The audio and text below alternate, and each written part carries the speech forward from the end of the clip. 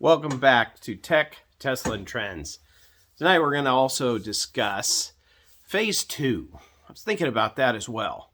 The larger portion of that, I believe, really comes from that same tweet thread with Elzer Richaga. And the item that I think comes out of this is, you take Robotaxi, which, depending on how you look at it, at its earliest, it's looking at like end of 2024, maybe 2025 early. But that when Robotaxi comes online, there is going to be a need for an app. How do you hail a Tesla Robotaxi? Well, where are you going to go? Where does that all interact, and how does that interface to the payment and all the rest of those processes? Well, the Everything app, of course. And that leads us to some of the other opportunities that exist there. If you're getting a ride hail, perhaps you have that ride hail already as part of that. You can be going either to the grocery store, or better yet, that whole ride hail slash in the future, looking ahead probably to 2028, 29, maybe 2030 range, when the Tesla bot is fully trained and ready to step out into that last mile delivery phase. That's where I think these robotaxis, in conjunction with the Tesla bot, will literally fill the niche of going to the grocery store and provide a level of service that has the potential to truly alter our entire economy from a perspective of transportation, supply chain, and all the rest of that. And you look at also some of the opportunities of changing how some of the like Airbnb and vacation type travel apps, that whole opportunity to interact better with the member of the Everything app, I think is a huge opportunity. And then, something I brought up with in episode one of Rise of Titan, and also episode 2, was discussing the warehousing aspect of how the Everything app enables the X Corp to pursue avenues that have largely been the province of Amazon. And I really believe that this is one of those opportunities that, as this develops, it naturally has that spider crawling through effect and gaining more and more control of aspects of our lives as we interact with it. And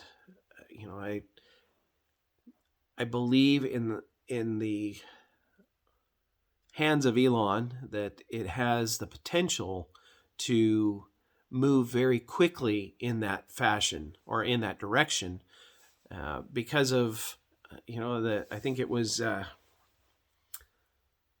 David Sachs that said, Elon, it's you need somebody with a big hammer, and Elon is that kind of a guy, because he has an understanding of what he's trying to accomplish. It's a very clear plan. What happened at PayPal originally, I think it really annoyed him and ticked him off in many ways. And he did a good job of not really showing it, holding long-term grudges. But I really believe that the whole PayPal exit and the loss of the whole X.com concept that he had originally really upset him. And now that Twitter provides him with the opportunity to revisit X.com and to make that whole PayPal 2.0 banking industry revolution that he had planned for the world 20 years ago. Think about that. This is an idea that changed the way the world truly operated And the people who stole the whole game from Elon because they didn't think he understood what he was doing, they pretty much proved that they were short-sighted. There's a pretty clear evidence of that as you start to see PayPal jumping into the whole, we're going to fine creators if they speak things that are contrary to the one true narrative aspect. And that's the wrong answer. And when you have creators that realize that PayPal is doing that to them, it's not going to take long before PayPal ceases to exist as anything more than a propaganda piece or payment portal. And that's not ideal for the overall larger, broader marketplace of the world, where ideas have to be discussed. And just because you don't like that idea doesn't mean that it is evil, wrong, or malicious. Now, obviously, there are some instances of that. If you're out there looking at, the overall how to dominate the world through socialism and Marxism and communist destruction, obviously that's a problem.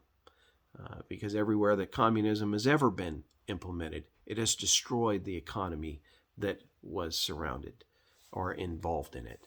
And having lived in post-Soviet Ukraine for a little over a year and a half, I can tell you that it was not something I want to ever see occur within the United States. And sadly, there are far too many who think that that would be a good idea. But that's a topic for a whole nother discussion under the trends banner. But the reality of where we end up with this and how it goes and how it grows into a broader marketplace, payment is only part of that. The changes that occur are going to be lasting and deep. As Tony Seba puts it, it's a phase change that's occurring. And it's not just within the transportation industry. This is something that is going to radically alter how we purchase everything that we purchase, and from whom and where and how it's delivered. And it is truly something that is not just I got a better percentage over at the X.com. It's going to be altering the paradigm of how that is structured and how it is paid for. And I think that overall, it will become a far better system, a more virtuous system to content creators and to the product providers that are involved in each of the small little components that make up the Everything app. And everything is ultimately revolving around payments, whether they're micropayments, tip jars, Doge tip jars, it doesn't matter. The reality of that is, and especially when you think about the larger, bigger picture of what we're looking at, an entire world's economy, that's a very large pot of money.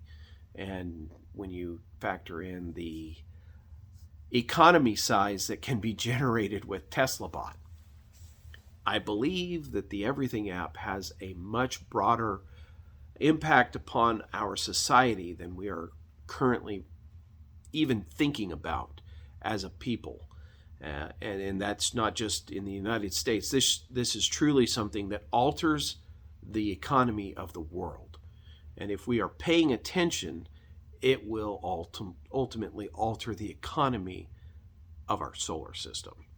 And that is something that I really believe Elon is long-term building towards, is that not just electric cars on Mars.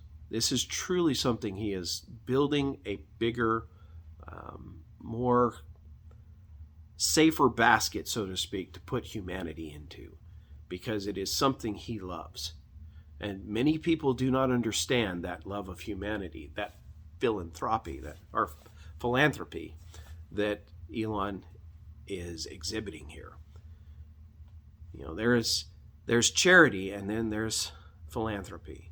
And in this case, Tesla and SpaceX and all the rest of Elon's endeavors, they all, including Twitter, are a truly fantastic